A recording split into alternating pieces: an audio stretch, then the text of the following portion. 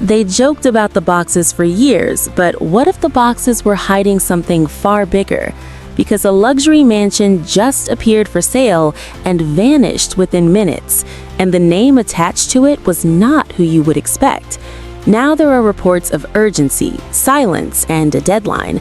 Nobody is talking about what is really happening inside that house, and why does it suddenly feel like someone is preparing an exit? You are about to see how one brief digital slip may have exposed everything, and why the next 30 days could change this family forever. For years, viewers laughed at the boxes, laughed at the figurines, laughed at the clutter that always seemed to creep into the background of the footage. But what once felt like a running joke no longer feels harmless, because the story that is unfolding now suggests that what we were seeing was not quirky or accidental, but the early warning signs of something far more serious. And this entire situation did not begin with a confrontation or a public statement. It began quietly, digitally, almost invisibly, with a real estate listing that appeared without warning and vanished just as fast. A listing that most people never saw, but a handful of watchers did, and those few managed to capture it before it disappeared. And that moment changed everything, because the home in question is not just any property, it is the symbol of stability, power, and control. And when that symbol suddenly appeared for sale, even briefly, it raised immediate questions, not about market timing, but about urgency, about intent, and about what might be happening behind closed doors. The listing itself was unusual, not polished, not promoted, not celebrated, but restrained, quiet, and transactional. And that alone stood out, because when people are proud of a property, they showcase it, they frame it as an opportunity. Yet this listing felt more like a necessity, and observers noticed details that did not align with a normal sale, such as language that suggested no improvements, no negotiations, and a desire for immediate resolution. And those details triggered deeper digging into the seller information, which appeared to be connected to a newly formed entity rather than the familiar names that have always been attached to the property. And this shift in ownership presentation sparked speculation, because control over assets has always been a visible theme, and when control appears to move quietly, it often signals internal conflict or preparation. And the timing added another layer, because reports placed one half of the couple out of state when the listing surfaced, creating a narrow window where decisions could be weighed without immediate challenge.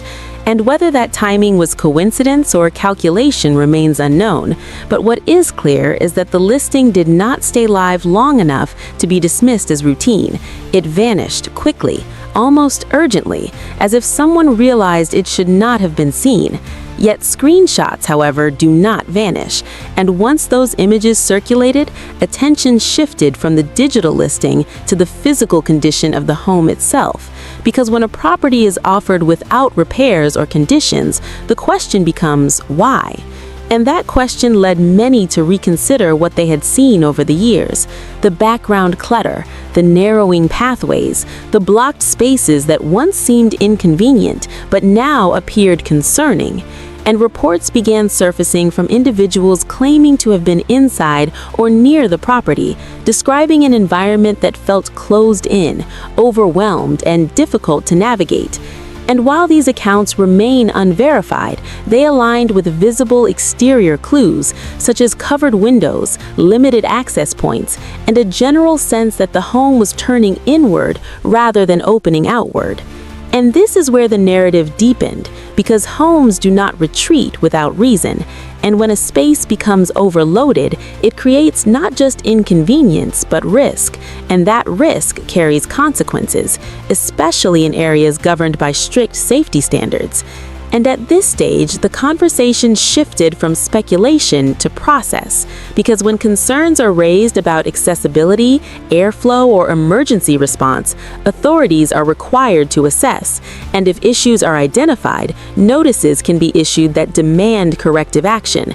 And images allegedly showing such notices began circulating privately, never confirmed, never denied, but consistent enough to raise concern. And if such a notice exists, it would explain the sudden urgency suggested by the listing, because deadlines change behavior and pressure accelerates decisions. And under pressure, people act to protect what they value most, sometimes quietly, sometimes impulsively, and often imperfectly. And this is where the story loops back on itself, because the more one examines the brief appearance of that listing, the more it feels like a test, a trial attempt to create an exit before conditions worsened. And when that attempt failed, the situation did not reset. It intensified, because failed exits increase stress, and stress leaks into public view through body language, through sightings, through moments captured by passers-by. Unintentionally, and recent reports of visible tension between the couple added weight to that theory, because the interaction described by witnesses did not resemble performance or routine disagreement, but appeared raw, unsettled, and driven by fear. Fear of loss, fear of exposure, fear of consequences. And when fear enters a relationship, trust becomes fragile, and fragile trust gives rise to suspicion, and suspicion reshapes every decision. And this is where theories about hidden resources began circulating, not as accusations, but as reflections of mistrust. Because throughout history, people under pressure have sought security in tangible forms. And whether or not any such resources exist, the belief that they might is enough to fuel conflict. And when conflict intersects with property, deadlines, and public scrutiny, the stakes escalate quickly. And this is where the presence of children reframes the entire discussion, because when safety questions arise, oversight follows, not as punishment, but as protocol. And the possibility of oversight alone is enough to trigger drastic behavior, because once a process begins, it does not pause for convenience.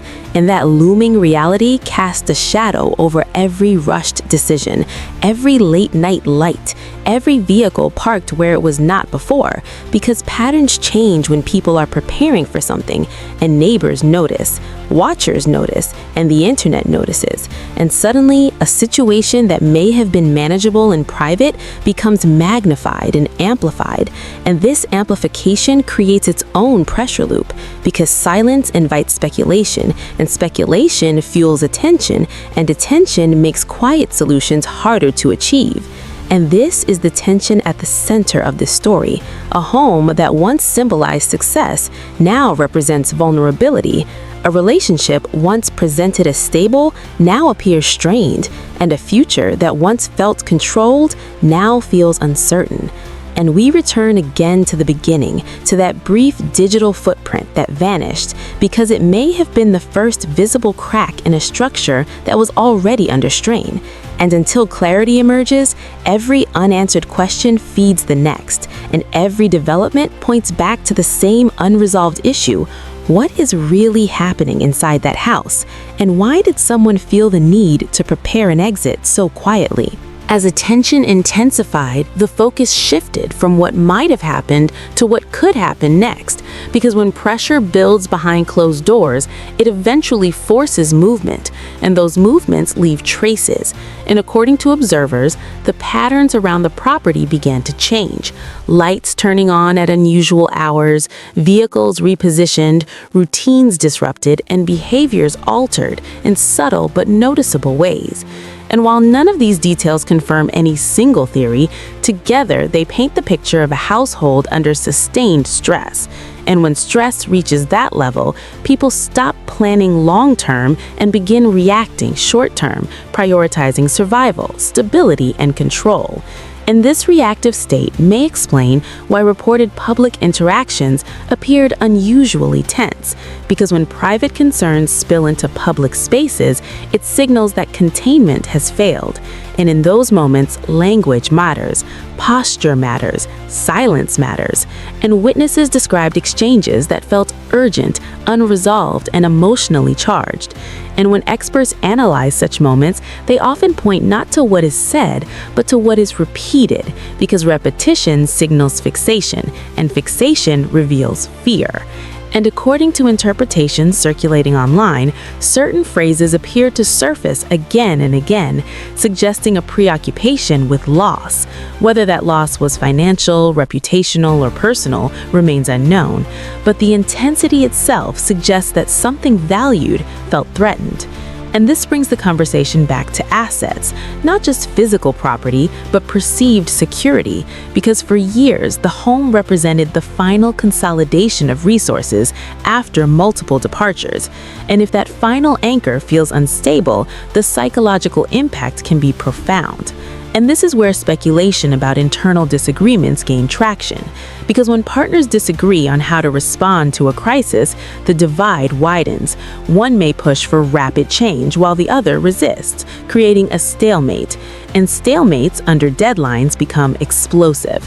And deadlines appear to be the unspoken driver in this situation, because multiple threads point toward time sensitivity, whether related to compliance, financial obligations, or reputational management.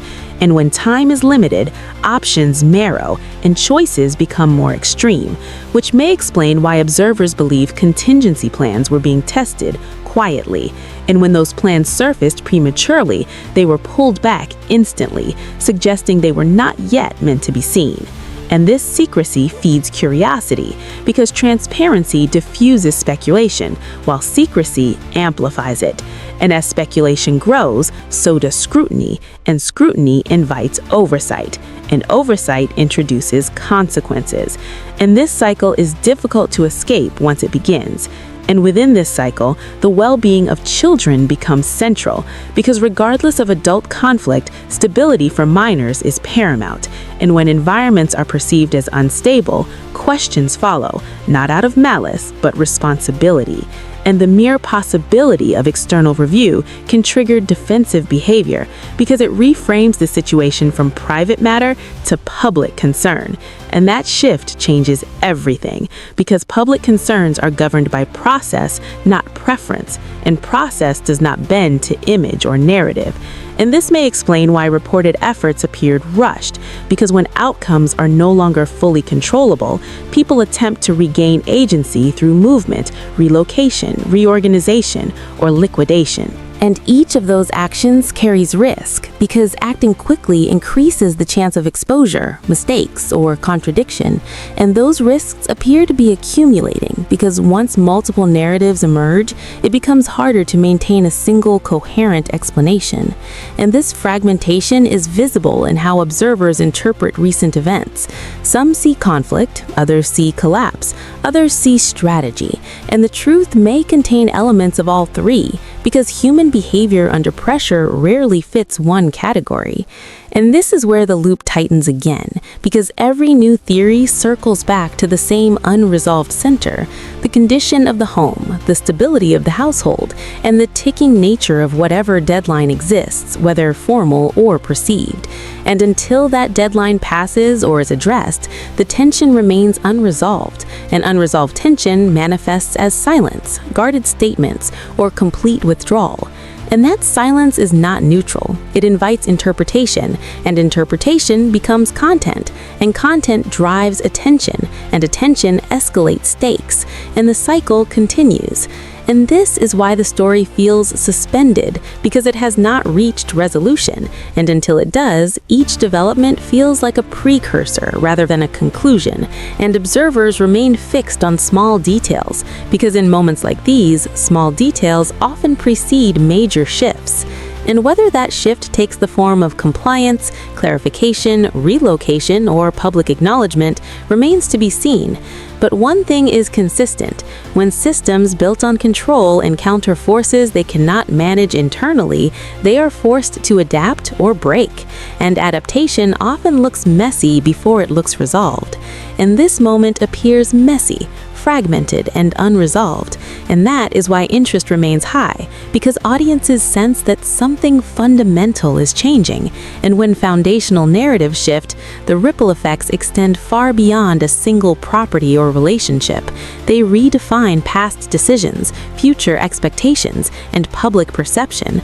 And that is why this story continues to loop back on itself, because the beginning and the potential end are connected by the same unanswered question: what happens when the last remaining structure holding everything together begins to give, and who decides what comes next? What started as jokes turned into questions, and what began as a hidden listing became a warning sign. The clock is still ticking, the answers are still being avoided, and the pressure is only building. Whatever is happening behind those walls cannot stay hidden forever, because when silence replaces explanations and urgency replaces comfort, change is already underway, and the next move will reveal everything.